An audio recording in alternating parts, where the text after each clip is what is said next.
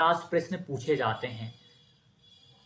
150 प्रश्न पूछे जाते हैं। यहाँ पे इन्होंने 3 घंटा लिखा हुआ है, वैसे हम बात करें तो 2.5 घंटे का 150 मिनट आपको मिलेंगी। वहां पे 150 मिनट मिलती हैं, मतलब 150 प्रश्न 150 मिनट, 2.5 घंटे का होगा। यहाँ पे शायद कुछ मिस्टेक हो या जो भी रहा, क्योंकि 2.5 घंटे का पेपर होता है, ये आप करेक्ट कर लीजिएगा।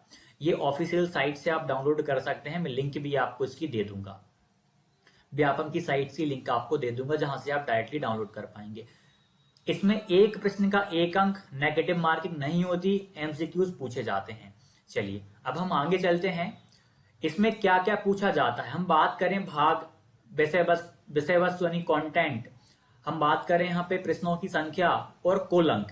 तो सबसे पहले चाइल्ड डेवलपमेंट एंड पेडागोजी, सभी वर्गों के मतलब सभी सब्जेक्ट के लिए, math, science, social science, Hindi, English, सभी में ये कंपलसरी पूछी जाएगी। Child development and pedagogy, CDP जिसे हम कहते हैं। 30 प्रश्न आएंगे, 30 एमसीक्यू आएंगे। कैसे पढ़ना है ऑलरेडी मैं बता चुका हूं, आप उस वीडियो को जरूर देखिएगा, बहुत ही हेल्पफुल होने वाली है।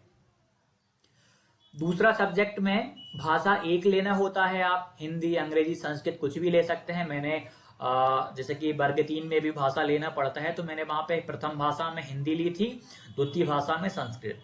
आप इसको भी जब उस वीडियो को देखेंगे तो आप बहुत अच्छे से समझ पाएंगे कि आपके लिए कौन सी भाषा अच्छी रहेगी। 30 एमसीक्यू, 30 नंबर। भाषा 2 में आप ले सकते हैं हिंदी, इंग्लिश, संस्कृत, जो भी आपको लेना है। मैंने संस्कृत ली थी। 30 एमसीक्यू, 30 नंबर। गणित की बात करें 60 एमसीक्यू, 60 नंबर के, जिसमें से कि 45 नंबर का गणित होता है, 15 नंबर की पेडागोजी होती है। विज्ञान में भी यही फंडा है, 45 नंबर की पेडागोजी, 45 नंबर का कंटेंट हो जाता है विज्ञान का, और 15 नंबर का यहाँ पे आपका पेडागोजिकल इश्यूज आ जाते हैं। सामाजिक विज्ञान में भी यही सिमिलर रहेगा, 60 एमसीक्यू, 60 एमसीक्यू, 60 मार्क्स के। मुख्य भाषाएं में आपके हिंदी, अंग्रेजी, संस्कृत या उर्दू में से कोई एक भाषा। यदि आप भाषा शिक्षक के लिए अप्लाई करते हैं तो 60 एमसीक्यू, 60 नंबर के। अब बात करते हैं प्रश्नों की प्रकृति एवं स्तर, nature and standard of question. ये ध्यान पूर्वक समझना आप भाई। अब इन्होंने बोला है कि बाल विकास एवं शिक्षा शास्त्र के 11 से 14 वर्ष आयु समूह के शिक्षण एवं सीखने के शैक्षिक मनोविज्ञान पर आधारित होंगे। यानी जो 11 से 14 वर्ष के बच्चे हैं वो कैसे सीखते हैं, उन्हें कैसे सिखाया जाना चाहिए, इस साइकोलॉजी पर बेस क्वेश्चन पूछे जाएंगे। और भी बहुत सारी चीजें दी गई हैं जो आप धीरे धीरे पढ़ेंगे तो आप समझते जाएंगे, लेकिन मैं जो बेसिक चीज है वो आपको बताने वाला हूं, जो इंपॉर्टेंट चीज है वो आपको बताने वाला हूं। अब इंपॉर्टेंट यहां पर आइएगा,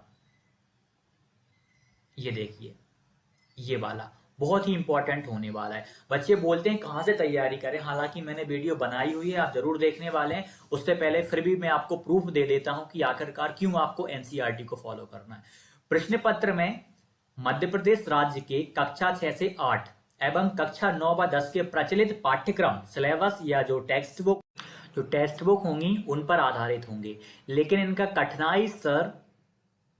कठिनाई स्तर एवं संबंधता हायर सेकेंडरी स्तर तक की हो सकती है। भाषा 1 व 2 का पाठ्यक्रम कक्षा 6 से 10 स्तर का तथा मुख्य भाषा का पाठ्यक्रम हायर सेकेंडरी स्तर का होगा। समझने की बात है कि इन्होंने बोला है कि 9वीं 10वीं तक रहेगा, लेकिन जो डिफिकल्टी लेवल है वो हायर सेकेंडरी का हो जाएगा।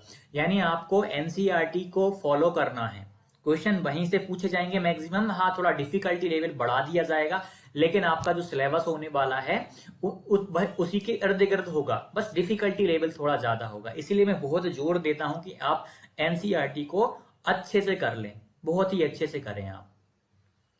और उसके बाद हम बात करते हैं विस्तृत सिलेबस की। चाइल्ड डेवलपमेंट पेडागोजी, ये एमपी में बहुत डिफिकल्ट पूछा जाता है। आप पिछले साल के वर्ग 1, 2 या आप वर्ग 3 का ही आप पेपर देख लीजिएगा, बहुत डिफिकल्ट पूछा गया है। 20 नंबर से ज्यादा लाना बहुत यहाँ पे मुश्किल होता है, तो इसको समझना बहुत जरूरी हो जाता है। अब 15 नंबर का तो बाल विकास पूछा जाएगा, आप इसमें देख सकते हैं क्या क्या पूछा जाएगा। मैंने उस वीडियो में बता रखा है कहां से आपको इसका अध्ययन करना है। ये आप देख सकते हैं कौन कौन सा, बहुत सारे टॉपिक दिए हैं, बहुत ही विस्तृत सिलेबस है इसका। अब समावेशी शिक्षा पूछी जाती है 5 अंक की। अधिगम और शिक्षा शास्त्र पूछा जाता है, यानी पेडागोजी आपकी 10 अंक की। इस प्रकार से आपका जो सीडीपी है वो 30 अंक की पूछी जाती है। 30 में से यदि आप 25 अंक लेके आते हैं तो आप टॉपर में से एक बन सकते हैं, क्योंकि ये बहुत ही अच्छे लेवल का एमपी में पूछा जाता है। इस पर आपको ज्यादा ध्यान देने की आवश्यकता है। हिंदी भाषा की बात करें, यदि आप प्रथम भाषा हिंदी लेते हैं तो ये 10th लेवल तक का यदि आप करते हैं तो आपका आसानी से हो जाएगा।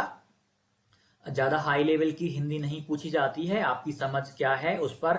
हाँ, लेकिन आप जो ग्रामर पढ़ेंगे, आप कुछ लोग, हाँ एक बात बता देता हूं मैं। अधिकतर आप यूट्यूब पर वीडियोस देखेंगे तो आपको ये सलाह दी जाएगी कि आप व्याकरण को ना करें, आप ग्रामर को ना करें, आप पेडागोजी कर लें, आप गद्यांश पद्यांश का थोड़ा सा तैयारी कर लें। लेकिन मैं ये कहूंगा कि आप ग्रामर पे भी बहुत ही ध्यान पूर्वक आप अध्ययन करें और अच्छे से समझें। संधि, समास, एक वन वर्ड, जो भी वन वर्ड है आपके यहाँ पे, एक वाक्य, ठीक है, एक शब्द में आंसर, या जो भी चीजें आपकी हिंदी में आपको देखने को मिलती हैं, चाहे वो छंद हो, चाहे वो अलंकार हो, वर्णमाला हो, बहुत ही ध्यान पूर्वक आप हिंदी में करके जाइएगा। 3 या 4 अंक आपके यदि ग्रामर से फंसते हैं ना, तो ये आपकी रैंक को बहुत ऊपर पहुंचा देते हैं। तो आप इसे नेग्लेक्ट ना करें, आप ग्रामर को भी अच्छे से करें आप, ठीक है। तो ये हिंदी भाषा का आप देख सकते हैं यहाँ पर। अंग्रेजी भाषा का देख लीजिएगा, आपका बहुत ही अच्छा खासा सिलेबस दिया हुआ है इन्होंने लैंग्वेज 2 में। ये इंग्लिश लैंग्वेज है, भाषा 2 यदि आप इंग्लिश लेते हैं तो आपको ये देखने को मिल। लेवल क्या है भाई? लेवल है 10th लेवल का। 10th लेवल का 2 पैसेज आते हैं, हिंदी में भी 2 पैसेज आते हैं, आपको पता है। इंग्लिश में भी 2 आते हैं, संस्कृत में भी 2 आते हैं। 2 भाषाओं, आपके पास इतनी भाषाएं हैं, आपको कोई सी 2 भाषाएं लेनी पड़ती, एक प्रथम भाषा, एक द्वितीय भाषा। लेवल क्या है? 10th लेवल है। ये सारी चीजें आप देख सकते हैं। स्टैंडर्ड क्या है? फंक्शनल ग्रामर का भी 10th लेवल का स्टैंडर्ड है, यानी आपको एक कंपटीशन की बुक तो उठानी पड़ेगी इसके लिए। राइटिंग की बात करें, लेवल 10 स्टैंडर्ड का रहेगा यहाँ पे आपका। अब संस्कृत भाषा की बात करते हैं अपन। संस्कृत लैंग्वेज की बात करें तो यहाँ पर भी ये भी, यदि आप प्रथम भाषा में हिंदी लेते हैं और द्वितीय भाषा में आप संस्कृत लेते हैं तो संस्कृत की तैयारी करना आपके लिए बहुत ही आसान हो जाएगा। तो संस्कृत आपकी आसानी से कवर हो जाएगी। बस एनसीईआरटी की आपको बुक्स पढ़ने की जरूरत है, वहां से आपकी बेसिक जो अंडरस्टैंडिंग है वो बहुत अच्छी हो जाएगी, राइट। उर्दू भाषा देख सकते हैं। अब हम बात करते हैं, तो हमारा कॉमन हो गया। कॉमन में क्या? सीडीपी, लैंग्वेज 1, लैंग्वेज 2 हमने देखे, जो कि 90 नंबर का हमने देख लिया सिलेबस।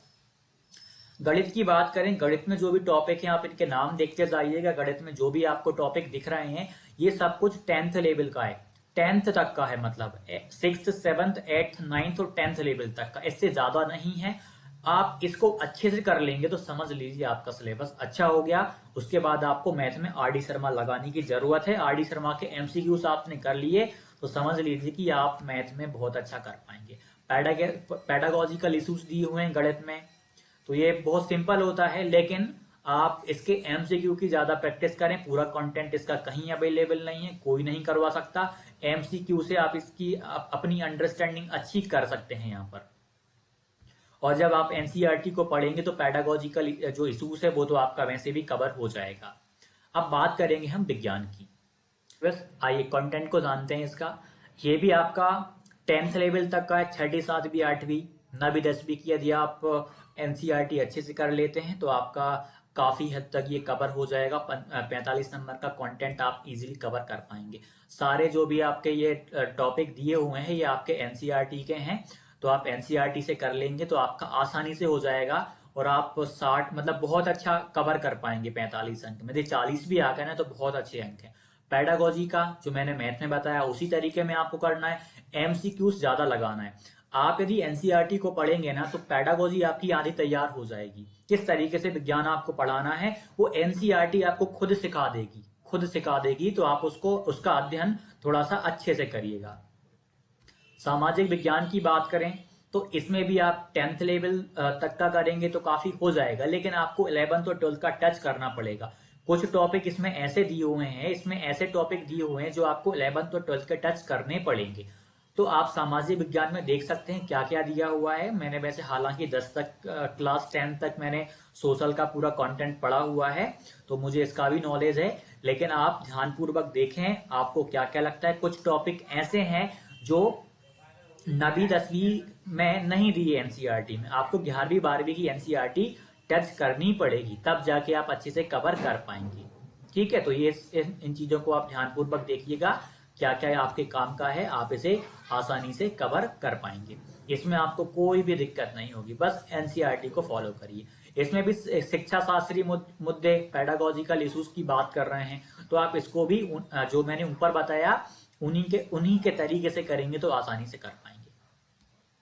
और वैसे मैंने बहुत ही आसान तरीके में, बहुत अच्छे तरीके में आपको उस वीडियो में बता रखा है कि कैसे आपको तैयारी वर्ग 2 की स्टार्ट करनी है। अब भाषाई समझ आप देख लीजिएगा यहाँ पे, लैंग्वेज अंडरस्टैंड, मुख्य भाषा यदि आपकी हिंदी है तो इसका सिलेबस आप यहाँ से रीड कर सकते हैं, क्या क्या दिया हुआ है। इसमें आप जैसे लुसेंट वगैरह लगाते हैं ना ग्रामर के लिए, तो वो आपके लिए बहुत हेल्पफुल होने वाली है यहाँ पे। इसके बाद आप लैंग्वेज इंग्लिश 2 देख सकते हैं। लैंग्वेज 2 में आपका ये कवर हो जाएगा, बहुत सारे टॉपिक दिए हैं।